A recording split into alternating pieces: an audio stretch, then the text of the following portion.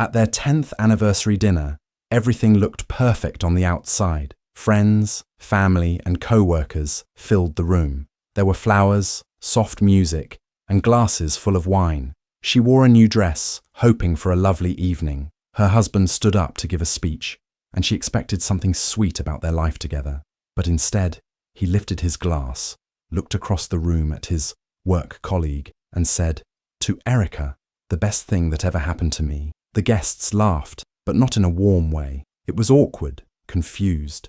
She stood there, trying to keep her face calm, trying not to show how much it hurt. Erica smiled, smug and comfortable, as if she belonged there more than the wife. And he didn't explain. He didn't even glance at his wife. She forced a smile, not wanting to create a scene. But inside, she was crushed. 10 years of marriage. And he chose to honor another woman on their special night. Later, at home, she asked him what he meant by that toast. He brushed her off. "You're overreacting," he said. "Don't be so dramatic." She told him it hurt, and he called her too sensitive. He claimed it was just a joke, and that everyone knew it. That night, while he slept peacefully beside her, she lay awake, thinking. She remembered the late nights, the business trips, the sudden interest in his looks. She'd always trusted him, believed his excuses. But that one careless toast said everything. She didn't cry. She didn't scream. Instead, she picked up his phone and began looking through it. She was quiet, steady. Something inside her shifted. She didn't know the full truth yet, but she was going to find it. And when she did, she wouldn't beg or argue. She would make sure he regretted that moment, the night he toasted another woman right in front of his wife, for the rest of his life. After that night, she couldn't stop thinking about what he had said. Something in her heart told her it wasn't just a joke. She waited for the right moment, then checked his phone again when he left it on the table. This time, she found more. Messages between him and Erica were clear. They weren't just co-workers. He called Erica baby and my love. He made plans to meet her in secret. She kept digging. She found receipts for dinners, gifts, and even a weekend stay at an Airbnb. The dates went back months, maybe even longer. This wasn't something new. It had been going on while she was busy holding their life together. Her hands shook, but she stayed calm. She saved everything. Screenshots, copies, photos. She didn't say a word to him. She smiled when he came home and acted like nothing was wrong. But inside, she was planning. She looked Erica up online. It didn't take long to find her full name, Erica Carrington. She had a shiny social media page full of happy pictures, fake smiles, and quotes about self-love. But what caught her eye was a man in some of the photos. He looked like Erica's husband. She checked Erica's Facebook, then looked at her tagged pictures. One post said, "Date night with Miles Heart Eyes." That was it. Erica was married too. Now, everything changed. She found Miles Carrington's profile next. He wore a suit in most of his photos and looked like a serious man. He didn't seem like the type who would know his wife was cheating. He looked proud of her, happy. She didn't feel sorry for him yet. She just needed to know more. She created a new email account, one with a fake name. She started saving proof to send to him later, but not yet. Timing mattered. She wanted to hurt her husband the way he hurt her, but she knew revenge needed to be smart, not loud. She waited quietly, gathering more each day. The pain was still there, but it was turning into something colder, a plan. She didn't want to cry anymore. She wanted to watch it all fall apart. She found out Erica was married. Her husband's name was Miles Carrington. He worked in finance and looked like someone who followed all the rules. His clothes were always neat in pictures, his hair perfect, and his smile polite. She searched for him online. On LinkedIn, his job profile was clean and professional. It showed he had worked at the same company for years. He had a long list of skills and achievements. Everything about him looked serious and controlled. On Facebook, she saw pictures of him with Erica. In every photo, they looked like a happy couple. They went on trips, had dinner dates, and smiled like nothing was wrong. In one picture, he wrote, "Lucky to have Erica by my side." That one hurt the most. He believed in her. He didn't know she was living a lie. He looked like the kind of man who trusted too easily. She guessed he didn't even suspect his wife was cheating. Maybe even if someone told him, he wouldn't believe it. She didn't feel sorry for him, not yet. Right now, he was just a piece of the puzzle. She needed to be smart. So, She created a burner account, a fake email with no personal information. Using it, she began gathering proof, messages between Erica and her husband, screenshots of flirty texts, pictures of receipts from restaurants and hotel stay. She made a folder on her laptop and stored everything safely. Each detail added to the story. Erica wasn't just having a small fling. This was serious. They had been meeting in secret, sneaking around behind both their spouses' backs. She checked Erica's social media often. Erica posted about love, happiness, and trust, all while lying to everyone. It made her angry, but she didn't react. She only saved more evidence. Miles posted too. He shared updates about his job, weekend walks, and quiet dinners at home. He seemed calm and proud. It was clear he had no idea what was going on. She kept watching, learning more each day. The lies were deeper than she thought, but she was no longer surprised. People like Erica played the part well. Still, she waited. There was no rush. Every file, every message brought her one step closer to what she was planning. Quietly, without warning, she was getting ready to reveal everything. She had collected enough proof. The photos, text messages, dinner bills, and a hotel invoice clearly showed the affair. There was no room for doubt now. Erica and her husband were not just having a harmless friendship. They had been lying, meeting in secret, and building something behind their spouse's back. She printed everything. The messages were short, but full of love and plans. The receipts showed dinner dates and hotel stays. The invoice from the Airbnb was the final piece. She placed all of it into a plain manila envelope. No return name, no note, just the truth. She found Miles Carrington's office address online. It was easy. People like him lived open, professional lives. She mailed the envelope without hesitation. Then she waited. 3 days later, her burner email got a message. It was short. "We need to talk. Miles." That was all it said, but she could feel the shock behind it. He had opened the envelope. He knew now. They picked a cafe to meet, somewhere quiet, but public. She wore simple clothes and no makeup. She didn't want to be noticed. She just wanted the meeting to happen. He arrived first. He was sitting at a table near the window, holding a coffee cup with both hands. His face looked tired and pale. She could see he hadn't slept much. When she walked in, he looked up and knew exactly who she was. They didn't need many words. He had seen everything. He believed it. He asked how long she had known. She said, "Long enough." He didn't cry, but his eyes were red. His hands shook a little. She could see her own pain in him, like looking in a mirror. She told him she wasn't looking for pity. She wanted something else. A plan. Something calm and smart. He listened closely. She explained how she had stayed quiet, how she had watched and waited. Now, she wanted to do something they wouldn't expect. At first he said nothing. He just sat there, thinking. Then slowly he nodded. "I want them to feel what we felt," he said. That was enough. They talked for a little while longer, keeping their voices low.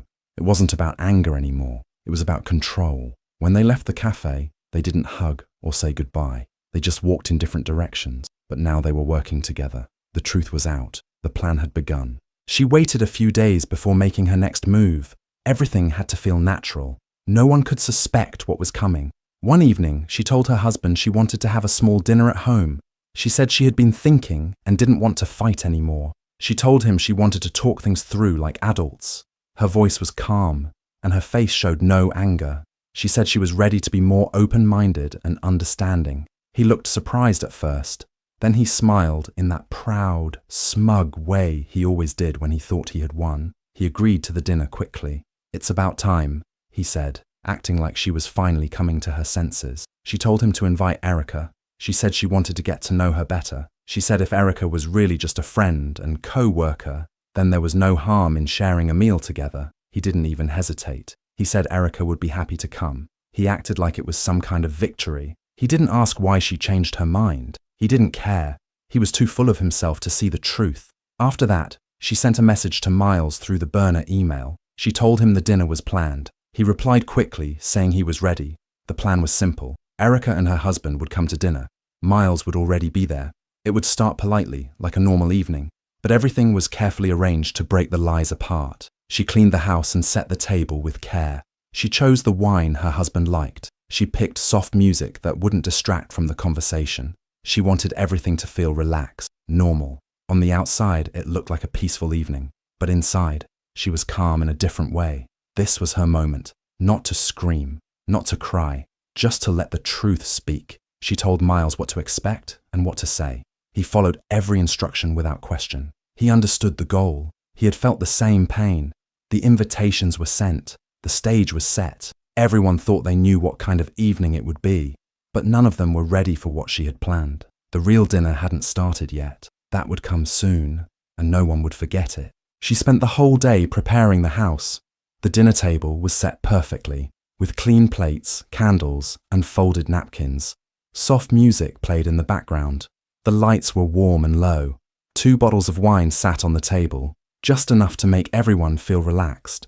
She wore a simple dress and a soft smile. Everything had to feel welcoming, calm on the outside, while the storm waited just beneath. Miles arrived first. He wore a nice shirt and acted calm. He didn't show any anger. They spoke quietly in the kitchen, going over the plan one last time. Then they waited. Soon, her husband and Erica showed up. Erica wore too much perfume and a wide smile. Her husband looked pleased, thinking he was in control of everything. As they walked in, Erica saw Miles sitting at the table. Her smile froze for a second, but then she covered it with a laugh. "Oh, small world," she said, pretending not to be shaken. Her husband looked confused for just a moment but didn't ask any questions. He sat down like nothing was wrong, thinking he had fooled everyone. She welcomed them kindly, almost too kindly. She offered drinks, poured wine, and made small talk. She asked about their work, their weekend plans, and smiled through every answer. Miles stayed quiet at first, nodding when needed, keeping a straight face. Erica kept glancing at him, unsure if he knew something. Her smile grew tighter. Her voice lost its ease. The food was simple, but good. Nobody really noticed it. All eyes were watching each other instead of the plates. Her husband, still confident, talked more than anyone else. He acted like this was a normal night. Erica tried to follow his lead, but her hands kept reaching for her glass. She sipped her wine too quickly. She kept the conversation going, asking questions that seemed innocent, but had sharp edges. Erica began to fumble over her words. Miles watched her closely but said very little. The room was quiet between laughs, the kind of quiet that wasn't peaceful, just heavy. Every smile felt fake. Every sentence had something hiding underneath. She kept her face calm and her voice soft. No one shouted, no one cried, but everyone could feel that something was coming. Dinner had just begun, but the truth was already sitting at the table. It was only a matter of time before it spoke. Everyone was seated around the table. The food was warm, the wine was poured, and soft music played in the background. She brought out the first course and placed the plates gently in front of each person. Her smile never faded, but inside she was watching every move, every glance. She started talking about honesty. "You know," she said, "after 10 years of marriage, I've learned that honesty is the only thing that really matters, even when it hurts." Her voice was calm, smooth, almost friendly. No one replied at first. Her husband nodded like he agreed. Erica smiled, but it didn't reach her eyes. She continued, "Transparency is important too, sharing everything. No secrets, no lies." She looked right at Erica when she said it. Erica looked away. Then she told a small story about her husband taking a weekend trip to Denver. She said it casually, like it didn't mean much. But the date she mentioned was a weekend Erica had claimed to be at a family event. The timeline didn't match. Erica's fork paused in the air. Her husband didn't seem to notice. He kept eating and smiling like everything was fine. Erica started fidgeting, her eyes darting between them. She sipped her wine, then picked up her napkin and set it down again. She added another detail about a hotel reservation, a small one. Not enough to make a scene, but enough to create confusion. Erica's hand shook slightly as she reached for her glass again. Miles stayed quiet. He was playing his part well. He looked down at his plate, barely touching his food. His silence made Erica more nervous. She glanced at him more than once, as if trying to figure out what he knew. Then she lifted her glass. "Let's have a toast," she said brightly, "to open secrets." Her husband laughed, thinking it was a joke. Erica raised her glass, but her fingers were stiff. Miles joined in slowly, his face still blank. They clinked glasses. The sound was small but sharp. No one said anything after the toast. The silence stretched longer than before. Her husband didn't realize anything yet. He still thought he was in control, but Erica knew something was off. She could feel the ground shifting. The first course was finished, and so was the first lie. The real story was starting to show, one piece at a time, and no one could stop what was coming next. She sat calmly, watching them all. Her voice stayed gentle, but her questions started to change. They were no longer friendly. Each one had a hidden meaning. She asked where her husband had been on certain weekends. She smiled as she spoke, but her eyes stayed cold. He gave quick answers, not thinking too much. Erica looked nervous. She picked at her food and avoided eye contact. The room grew quiet between each question. Then Miles looked up. His voice was calm, but his words cut deep. "Erica," he asked, "were you in Palm Springs with me last March, or with someone else?" Everyone froze. Erica dropped her fork. Her face went pale. She opened her mouth but said nothing. Her hands trembled in her lap. Her husband's smile vanished. He looked at Erica, then at Miles, then at his wife. The truth was sinking in. He turned to his wife, his face full of anger. "What is this?" he snapped. "Why are you doing this? Are you trying to ruin everything?" She didn't raise her voice. She didn't cry. She looked him in the eye and said clearly, "I invited her husband to dinner because you brought her into my life without asking me." No one spoke. Erica stood up quickly, knocking her chair back. She looked at Miles, who said nothing more. Her husband stood too, pacing, trying to understand what had just happened. The room, once warm and quiet, now felt cold and sharp. She stayed seated, calm, in control. The truth was no longer hidden. Everyone had heard it. The lies, the affair, the sneaking around. It was all out in the open. Her husband didn't speak again. He just stared, shocked and angry. Erica grabbed her bag and rushed toward the door. Miles stood up and followed, but not for her. He simply walked out, tired and quiet. She watched them go, then stood up slowly. The truth had been served, and everyone had tasted it. Bitterness filled the room, but she felt no regret. This was the moment she had waited for, and now nothing would ever be the same again. The moment the truth came out, the room exploded with emotion. Erica couldn't take it. Her face turned red with shame and panic. She grabbed her purse, pushed her chair back, and ran toward the door without saying a word. Her heels clicked loudly across the floor. She didn't look at anyone. She just wanted to escape. Miles didn't stop her. He gave her one cold look and walked out behind her, quiet and calm, without saying goodbye. Her husband stood frozen. His mouth opened like he wanted to speak, but no words came out. Then, all at once, he started shouting. He blamed her. He said she had gone too far, that she had set them up, that she was trying to destroy everything they had built. But his voice didn't scare her. She didn't shout back. She didn't even raise her voice. She just stood there, still and steady, watching him fall apart. He yelled again, saying she had embarrassed him, that she had broken their family, but every word made him sound smaller. His face was red, his hands shaking, but she said nothing. Then something in him broke. He stopped yelling. His shoulders dropped. His face changed. He looked around the room like he didn't recognize it anymore, like he didn't recognize her. He sat down, quiet now, his eyes wide, lost in his own mess. She turned and walked to the bedroom. Her steps were slow, not rushed. She pulled a suitcase from the closet and laid it on the bed. The sound of the zipper opening felt louder than the shouting had. She began packing calmly. Clothes, shoes, her phone charger, only the things she needed. She didn't look back. In the other room, her husband stayed silent.